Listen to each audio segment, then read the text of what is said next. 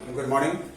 सो हम लोग method of substitution में हैं और इनके कुछ और भी महत्वपूर्ण प्रश्नों को आज हम लोग प्रकाश डालेंगे, जिसमें से एक प्रश्न ये है जो एनसीईआरटी बेस्ड क्वेश्चन है कि 1/1 + 10x।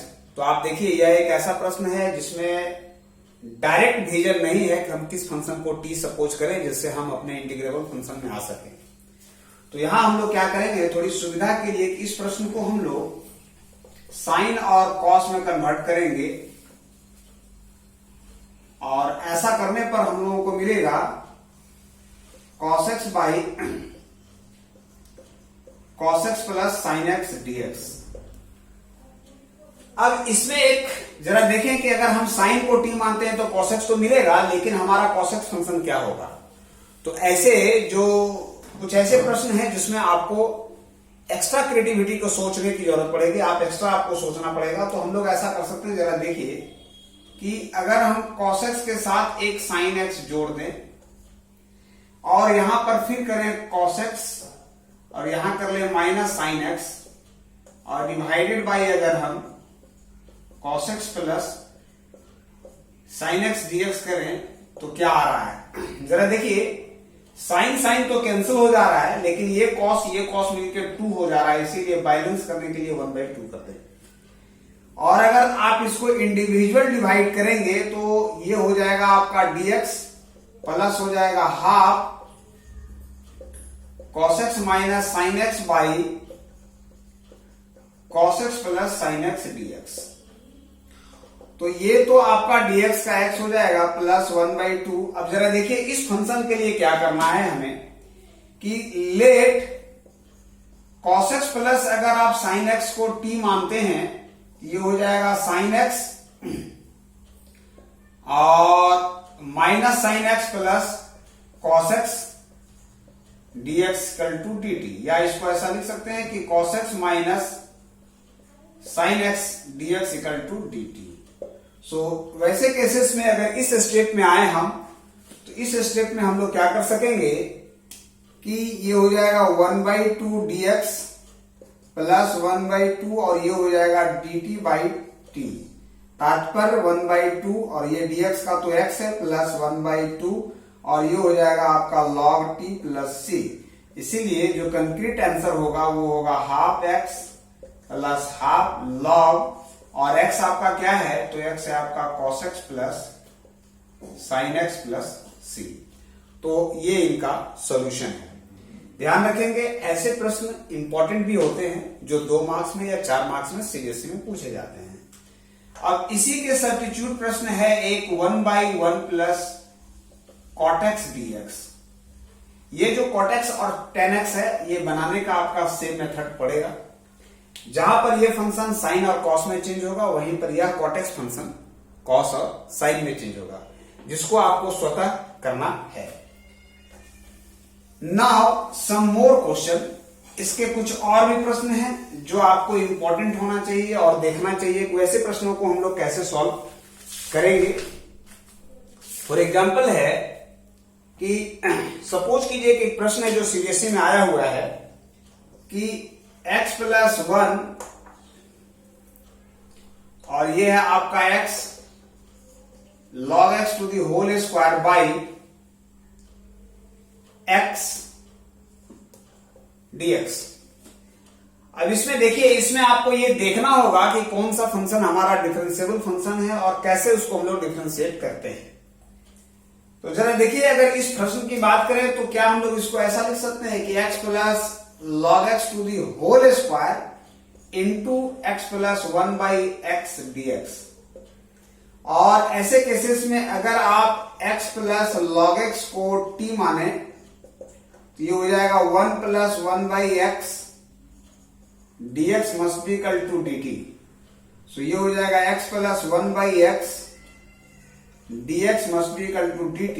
इसीलिए ये आपका हो जाएगा t² और 1 dx का है आपका dt, ये हो जाएगा आपका t³ + 3 c। लेकिन t क्या है, तो x + log x का होल क्यूब बाई 3 + c। तो देखिए, इस तरह को प्रश्नों को तो हम लोग सॉल्व कर देते हैं, इसलिए कर देते हैं कि हम लोगों के पास एक लंबी प्रैक्टिस है। और साथ ही साथ मेरे पास ये कंक्रीट सोचने का मेथड है कि हम किस बात को टी सपोज करें।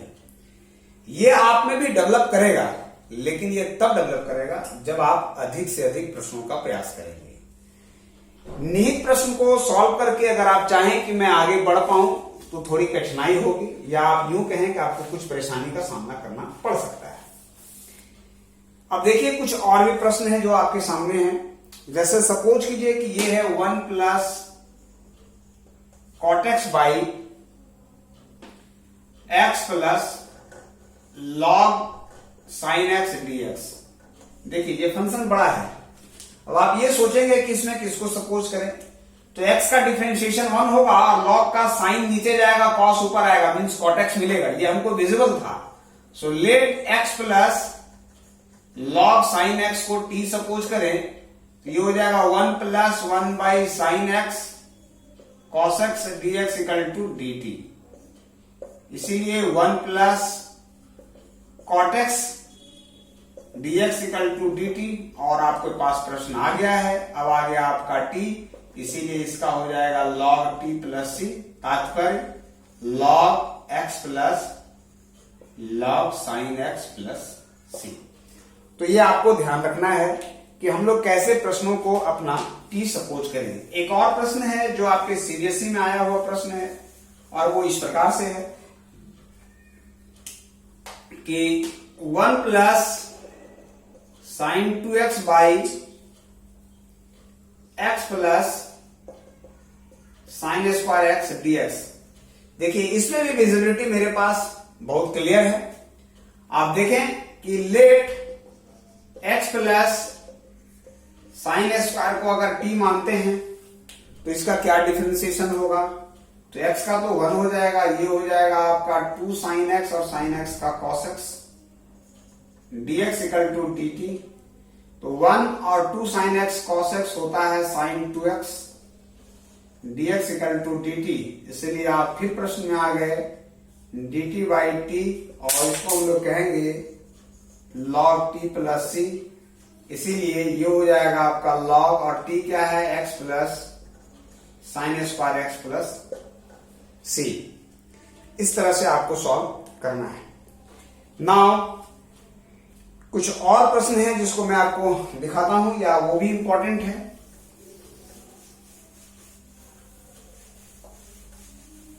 एंड क्वेश्चन है integration e to the power root x then cos e to the power root x by root x dx। अब इतने सारे फंक्शन मल्टीप्लाई कर रहे हैं तो आपको यह महसूस हो रहा होगा कि आखिर इन प्रश्नों को हम किस तरह से और कैसे सॉल्व करें। तो देखिए हमको पता है कि ex का डिफरेंशिएशन ex ही होता है, इसीलिए हम लोग e to the power root x का डिफरेंशिएशन को t मानेंगे।